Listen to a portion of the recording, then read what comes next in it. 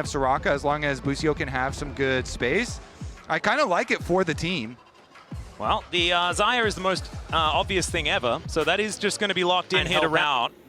Oh, Skewmon knows exactly what's going on. The Battle of the Crab is going to come on through. And he gets that ward in, so Inspired starting this fight off already. Quad's roaming over at the same time as Skewmon is so incredibly low. Busio gets on in here, heals them up, and they're not going to be able to quite find naming people all over the place on this broadcast. That's what we're doing. And it's really adding to it.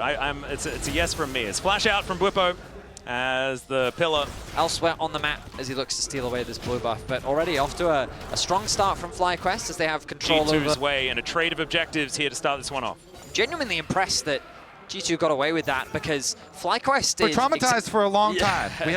We had a lot of failures with this champion, but we have had a lot of successes. Yon was another one I remember. Well. Yeah. Ooh, Tibbers playing some defense here for Quad. Meanwhile, towards the top side of the map, some aggression as Master going down very low. Battle Busio here on the Soraka is just... Skewmon doesn't want to waste any time. He's not even pulling the objective out. He's just going to melt through it. Inspired saying, nah, not worth it. I'm just going to go clear my topside camp. So Drakes are going to be equalized. G2 with a slight advantage in that department. But again, the gold really going the way of FlyQuest pretty much everywhere. Skewmon has snuck in here. Yeah, you don't get to opt into all the fights, though. Sometimes the fights come to you. Oh, it is happening as Labrov makes his way over. They're looking for the dive. Knockup does come on through as Busio gets the wish out, but there is first blood going over to the Trundle here at 13 minutes. The culling to soften them up, but Masu might even be in trouble himself as G2 do decide to back away. And we do now have 12 seconds on the Rift Herald, so we'll see who's going to be able to get set up for that one. Busio here in mid lane for now. Looks like Fly do want to fight for it, but Bwipo's also in trouble. Equalizer goes down, flashes away, and just gets chomped down by Skewmon. That's 2-0 for the Troll. And now without Equalizer and the Rumble, it's going to be hard for Fly to fight for this one. Skewmon with some active plays. This is a much better look for G2 and for Skewmon. Skewmon makes the gank on bottom side Vedius, then he makes the gank on top side, and a repeat gank as well. Yeah, makes another gank towards this top side. Good flash out there as the wish comes through as well, but it's not going to work. It's 3-0 in the kills as G2 lock down those feats of warfare, and FlyQuest, they need to do something about this Troll. Yeah, the Troll is controlling the game. Where the Troll goes, G2 wins. And now there is a teleport back out for Bwipo. He has been able to wait out his death timer, and so that's going to put a little bit of a pause on things. Quad being down though, and Quad does not have teleport when he gets back up. Still a few seconds left on that one. Well, Bwipo realizing the return of Skewmon is coming on through, but the rest of his team moving on up at the same time. Audacious charge there from Inspired to try and close the gap momentarily. G2 in position to try and fight for this, but Khan Summer is a little further away from everyone else. We have a reset now coming on through, but FlyQuest initially had position on. They're forced to concede it. Now, does it mean a huge amount? Not necessarily, because Dragon spawning in 30 seconds, and I imagine that's G2's bigger prize. But yeah, now they don't have that TP available for Caps, and he's still on the top side of the map. Well, Rift Herald is just immediately going to be put down here in this mid lane. That could be first turret. Going on over Pillar, to FlyQuest. pillar. Yeah, let's see whether it is going to come through, and there it is. Skewmon able to lock that one down as we have the ulti from Caps towards the top side. Bwipo in trouble, but he's just kept alive by the ambulance. And now Quad, an awkward position for him as well, as Caps finds some damage there. Into the backline goes Broken Blade. They're kind of taking it in turns to annoy FlyQuest, and it's working very nicely as G2 keeping these health bars pretty up there. And FlyQuest starting to look a little worse for wear. Caps taking some damage. The Witch comes down yet again. The Equalizer not quite doing that much as Inspired goes in. Looking for Labrov, but he gets himself out. The Crescent Guard comes through as well as Broken Blade comes down from the heavens. Inspired's just looking unkillable on this Sin's out, but G2 just won't go down. Yeah, G2, Caps alive. Keeps Labrov alive. Labrov, his heal on the Q, and now Masu's in danger. Yeah. There is the Galio in there as well, as Masu does get that flash off. Winds of War not quite doing too much damage here, so he's going to be out because you're really good into burst that doesn't kill you. But as soon as the burst kills you, Soraka is useless. Suddenly, she loses value, yes. So as Caps gets more and more items, is able to do that big damage. Doesn't necessarily have a huge burst build right now.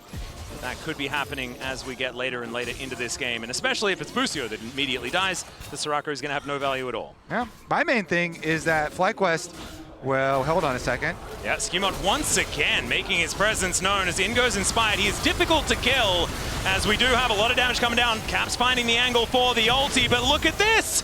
This Soraka is ludicrous!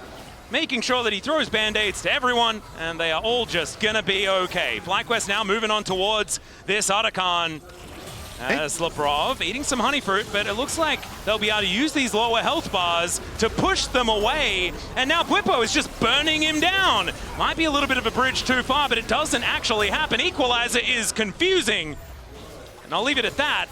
But the Otacon down to 50%. Broken Blade teleports in, but isn't going to be able to do too much more because the map is dark and full of terrors and bananas.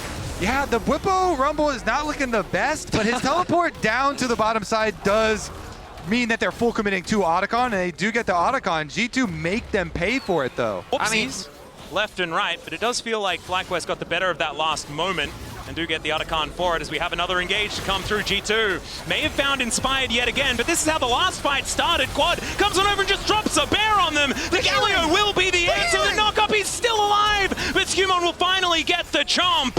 And down goes the Xin Zhao eventually. Man, that took everything. Play took off. There were FlyQuest question mark pings there. They did kind of expect. Oh, Skewmon is just going to get flashed on here, tries to flash the wall, misses. And now you've got the Feather Storm needing to be employed. Another cheeky equalizer to come down. Throughout the game, but he now has a full level over Quad. And, I mean, at the very least, Bwipo being able to secure this, then it could be very good for them. No flash on Bwipo. This might be that initial pick that you were talking about. Outer turret is going to be taken here. Bottom lane to follow suit immediately. The rest of FlyQuest moving to move in, but it's getting a little bit scary as they're moving into the fog of war. Equalizer goes down once again. That's very trying to get the poke in there. As soon as FlyQuest do take damage, though, the damage was very little as well. This is sole point, remember, guys. This is not something that FlyQuest really feel comfortable giving up, but they're not going to be able to move in here into the fog of war to try and deny it. So they're going to have to try and get this middle outer turret instead. Baron just spawning now. FlyQuest moving towards this top side with that mid outer turret falling. Okay, so only the Did top result in this Trundle being really hard to take down now. And Trundle kind of thrives in these scrappy fights. Well, he's going to have to try and book it over here. It is Broken Blade with a lot of CC, keeping Bwipo busy. Equalizer goes down. The Wish comes in, but he just dies before FlyQuest could get in there. Still, they're going to look for the fight, though. Crescent Guard comes down. Lebrov just explodes in an instant as the taunt is fantastic. The flash out from Inspire, but he still dies. Not enough in the tank here for Busio.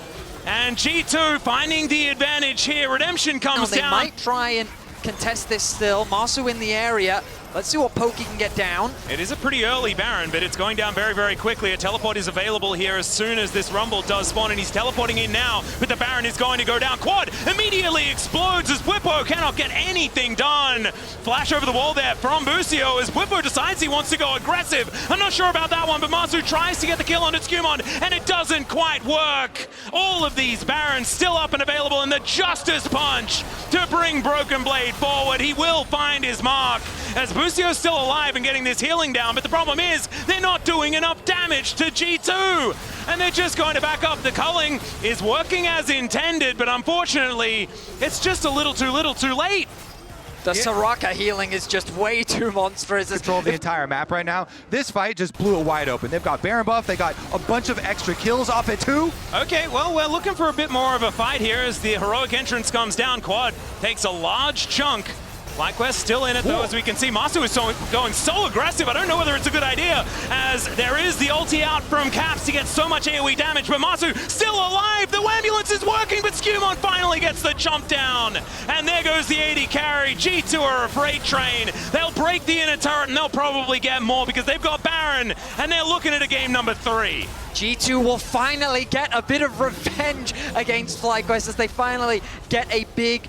Wow, I suppose they'll get a big inhibitor. They do get a big inhibitor. Game 2, Steve. Yeah, I was about to say, what's his name going to be in Game 3? It's Game 3 Gary, and I hope you guys are ready. If I knew it was Game 3 Gary before, I'd be so G2 biased in this game. Oh my god, I'm really glad you saved that until now, as the priceless moment of the game does come on through. Infernal Soul for G2. The Rebel Baron power play putting them at about 8.7k in the lead.